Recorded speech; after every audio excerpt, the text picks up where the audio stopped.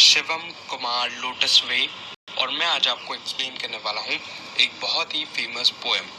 इस पोएम का टाइटल है टू द कुकू और इसे लिखा है विलियम वर्ड्सवर्थ ने। सबसे पहले हम इस पोएम के टाइटल के बारे में जानेंगे, तो चलिए चलते हैं नेक्स्ट स्लाइड पर।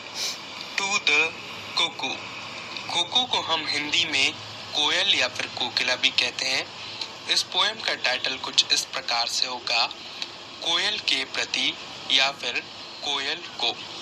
दोस्तों, आप इस स्लाइड में कोयल बर्ड का एक बहुत ही सुंदर चित्र आसानी से देख पा रहे होंगे। कोयल बर्ड दिखने में बहुत ही ज्यादा आकर्षक तो नहीं होती, लेकिन इसकी आवाज बहुत ही ज्यादा मधुर होती है। दोस्तों, अब हम चलेंगे नेक्स्ट स्लाइड पर, जहां पे मैं आपको विलियम वर्ड्सवर्थ के बारे में बताऊंगा। William Wordsworth.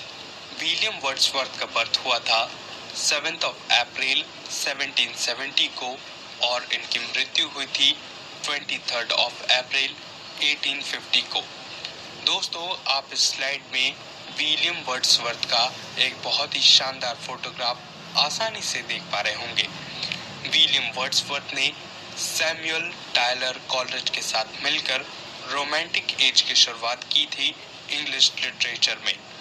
दोस्तों, जिस प्रकार से हिंदी में वीर गाथा काल, भक्ति काल, रीति काल और आधुनिक काल हुए, ठीक इसी प्रकार से इंग्लिश लिटरेचर में भी अलग अलग टाइम पीरियड्स हुए। दोस्तों, विलियम वर्ड्सवर्थ एक ब्रिटिश पोएट लॉरेट भी रहे, यानी कि वे ब्रिटेन के राज दरबार में राजकवि थे।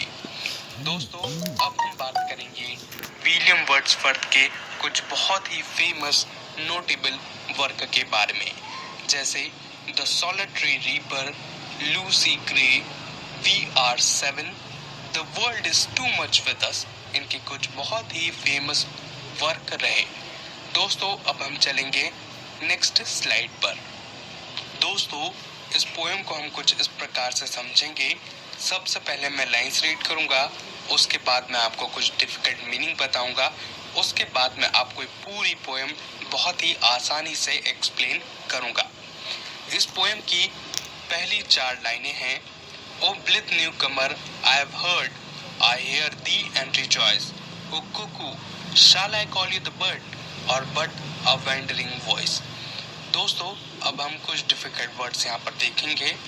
ब्लिथ का मतलब होता है हंसमुख या फिर पुलकित, न्यू कमर का मतलब होता है अजनबी या फिर अनजान, दी का मतलब होता है तुमको, रिजॉइस का मतलब होता है आनंद और वेंडरिंग का मतलब होता है भटकने वाली। इन लाइंस को समझने से पहले हमें एक छोटा सा सीन समझना होगा। पोएट वैली के बीच में खड़े हुए हैं। वैली हम उसे कहते हैं जहाँ आसपास पहाड़ होते हैं और बीच में से कोई नदी की धारा बहती है, उसे हम वैली कहते हैं। तो पोएट ठीक इसी जगह पर खड़े हुए हैं और वहाँ पर वे अपने मन के भावों को हमारे सामने व्यक्त कर रहे हैं। पहली 2 लाइंस में जब पोएट कुकू बर्ड को संबोधित करते हैं तो वह कहते हैं, ओ हंसमुख पुलकित अजनबी अनजान, जब भी मैं तुम्हारी आवाज को सुनता हूँ तो मेरा पूरा शरीर आनंद से भर जाता है और मुझे तुम्हारी आवाज सुनने में बहुत ही ज्यादा खुशी होती है। अगली लाइंस है, O cuckoo shall I call you the bird or but a wandering voice. वे कुकू को कहते हैं कि मैं क्या तुम्हें पक्षी कहूँ या फिर कहूँ कोई भटकती हुई आवाज, क्योंकि पोएट वैली के बीच में खड़े हुए हैं और वैली में हमें कोई आवाज जब आती है तो वह समझ नहीं आता कि वह किस तरफ से आ रही है, क्योंकि कुकू की आवाज, कोयल की आवाज वैली में भटकती हुई सुनाई देती है, इसीलिए उन्होंने कोयल की आवाज को वेंडरिंग वॉइस कहा है। दोस्तों, अब हम चलेंगे नेक्स्ट स्लाइड पर। Well, I am lying on the grass, thy 2 fold shalt I hear, from hill to hill it seems to pass, at once far off and near. Lying का मतलब होता है लेटा हुआ, 2 fold का मतलब होता है दोहरा और far off का मतलब होता है बहुत दूर। पहली 2 लाइंस में पोएट कहते हैं कि मैं घास पर लेटा हुआ हूँ और मैं तुम्हारी दोहरी आवाज को सुन रहा हूँ। अब यहाँ पर थोड़ा समझने जैसा है कि दोहरी आवाज क्या होती है। दोस्तों, जैसा कि मैंने आपको बताया कि पोएट वैली के बीच में खड़े हुए हैं और वहाँ पर जब कोई भी आवाज होती है तो हमें दोहरी ही सुनाई देती है, क्योंकि आवाज टकराती है और फिर एक और बार सुनाई देती है, इसीलिए हमें कोई भी आवाज दोहरी बार सुनाई देती है। आपने इस प्रकार की आवाजों को गुफाओं में या फिर किसी खाली कमरे में सुना होगा। From hill to hill it seems to pass, यानी कि एक आवाज दूसरे हिल से और दूसरे हिल से टकराती है और फिर मेरे पास आती है। कभी उस आवाज को सुनने पर ऐसा लगता है at once far off and near, कभी सुनने पर ऐसा लगता है कि आवाज कहीं बहुत दूर से आती है और कभी उस आवाज को सुनने पर ऐसा लगता है मानो कोई आसपास ही गा रहा हो। दोस्तों, अब हम चलेंगे नेक्स्ट स्लाइड पर। Though babbling only to the vale of sunshine and flowers, thou bringest unto me a tale of visionary hours. Babbling का मतलब होता है गपशप करना या फिर नदी की आवाज। वेल का मतलब होता है घाटी, दाउ यानी कि तुम, और विजनरी का मतलब होता है काल्पनिक। पहली टू लाइन्स में पोएट कहते हैं कि पूरी घाटी में नदी की कलकल की आवाज सुनाई देती है और जब सूरज की किरणें वहां पर फूलों पर पड़ती है तो नजारा और भी ज्यादा सुंदर होता है, जैसा कि आप इस फोटोग्राफ में आसानी से देख पा रहे होंगे। आगे पोएट कहते हैं thou bringest unto me a tale of visionary hours, और उसे देखने पर ऐसा लगता है कि वे किसी काल्पनिक कहानी में उतर आए हों और उन्हें हर एक समय बहुत ही काल्पनिक सा लगता है। दोस्तों, अब हम चलेंगे नेक्स्ट स्लाइड पर। Thrice welcome darling of the spring, even yet thou art to me no but an invisible thing, a voice, a mystery. Darling का मतलब होता है अति प्रिय, इनविजिबल का मतलब होता है अदृश्य और मिस्ट्री का मतलब होता है रहस्य। पहली टू लाइन्स में पोएट कहते हैं कि कोयल बर्ड का 3 बार वेलकम। दोस्तों, अक्सर जब हम कोई गाना गाते हैं या फिर कोई कविता करते हैं तो हम उसे 3 बार करते हैं। ठीक इसी प्रकार से पोएट कुकू बर्ड को 3 बार वेलकम करते हैं और फिर वह उसे एक टाइटल देते हैं। यह टाइटल है darling of the spring. Spring वह मौसम है जहाँ पर नए नए फूल आते हैं।